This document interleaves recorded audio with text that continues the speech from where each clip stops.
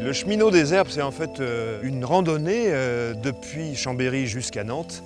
Et l'idée, c'est d'aller observer les plantes des bords de route, des bords de chemin. Là, je vois par exemple du millepertuis en pagaille, Hypericum. Alors ça, c'est vraiment l'exemple type de la plante que je cherche et puis que j'observe. Mon but, c'est en fait de faire une observation assez subjective de l'état de la flore des talus en 2015 dans les différentes régions de France. Globalement, j'observe quand même un appauvrissement. Disons, moins d'espèces que ce que j'imaginais. Le souci, c'est un peu, voilà, cette perte de diversité. Le cheminot, c'est un vagabond, c'est un colporteur. C'est un colporteur de savoir botanique.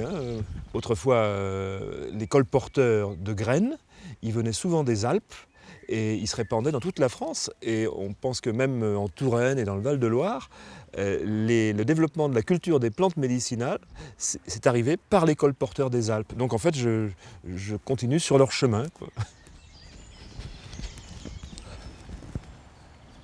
Déjà arrivé ici, c'est un apaisement extraordinaire. Disons, le voyage est bien avancé. Là maintenant, le but, c'était quand même de rejoindre le fleuve, la Loire. On sent déjà plus l'océan, le climat océanique. Les plantes sont déjà plus avancées, par exemple. Moi, j'ai vu les bardanes et le millepertuis. Ils étaient à peine fleuris dans le Berry. Et ici, ça y est, ils sont déjà fleuris. Là, on sent quand même l'influence de la mer, déjà.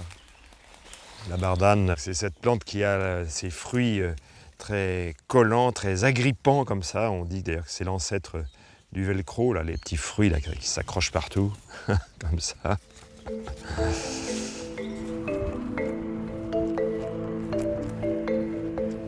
Moi j'ai l'idée d'aller traverser le Cher parce que je sais que pas très loin, il y a le jardin de Villandry.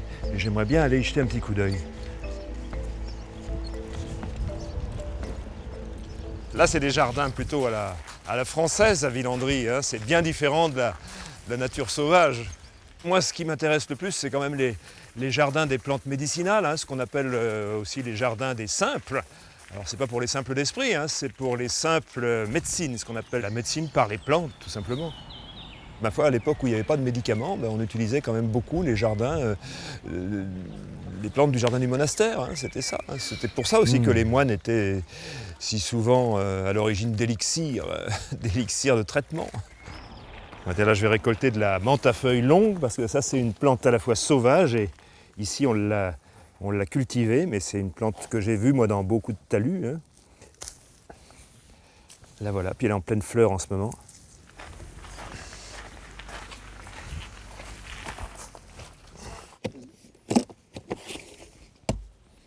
C'est la presse à herbier. Là-dedans, j'ai l'ensemble des fleurs, des feuilles et des arbustes que j'ai collectés depuis le départ. Aujourd'hui, j'ai collecté donc de la menthe. On essaie de la placer de manière à ce qu'elle ressemble plus à ce qu'elle est dans la nature. Là, on voit par exemple ces feuilles qui ont un côté blanc et puis un côté vert, comme beaucoup de plantes.